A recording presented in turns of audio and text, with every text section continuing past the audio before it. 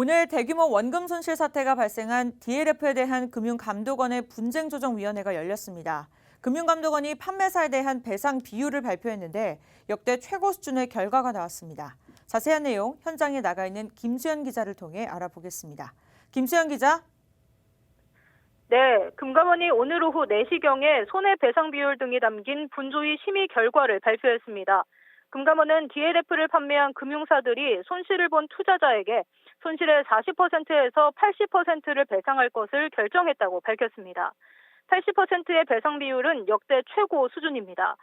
그동안 분조위의 배상 비율을 살펴보면 대표적으로 50% 이하인 경우가 많았습니다. 지난 2005년 우리은행이 판매한 고위험 판생 상품인 파워 인컴 펀드의 경우 50%의 배상을 권고했으며 2013년 동양 사태 당시에도 불안전 판매가 심했던 사례에 한해 배상 비율 50%, 피해자 중 투자 경험이 전무한 노인 등의 최대 비율인 70%가 결정된 바 있습니다. 오늘 나온 분조위 권고안을 금융회사와 피해자가 모두 수용하면 손해배상이 이뤄집니다. DLF를 판매한 우리은행과 KB 하나은행은 이미 금감원 분쟁 조정 결과를 전적으로 수용하겠다고 밝힌 바 있습니다. 다만 피해자 측의 권고안 수용은 쉽지 않아 보입니다. 피해자 측은 1시 반에 예정되었던 금감원 분조위 시작 이전 기자회견을 통해 원금 100% 배상 주장에는 변함이 없다며 입장을 분명히 했습니다.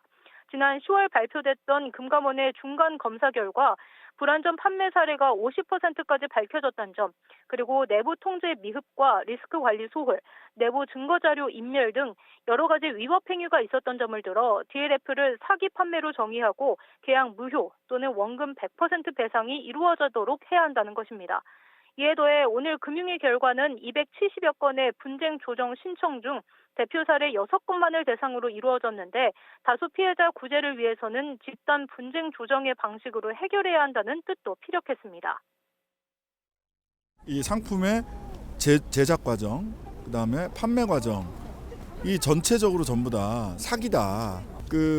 검찰에 수사 의뢰해서 100% 배상해야 된다.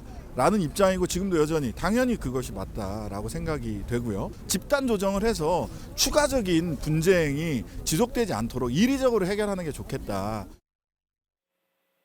역대 최고 배상 비율이라는 판결이 나온 DLF 사태.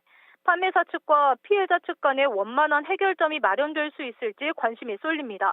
지금까지 금융감독원 본원에서 박스뉴스 김수현입니다.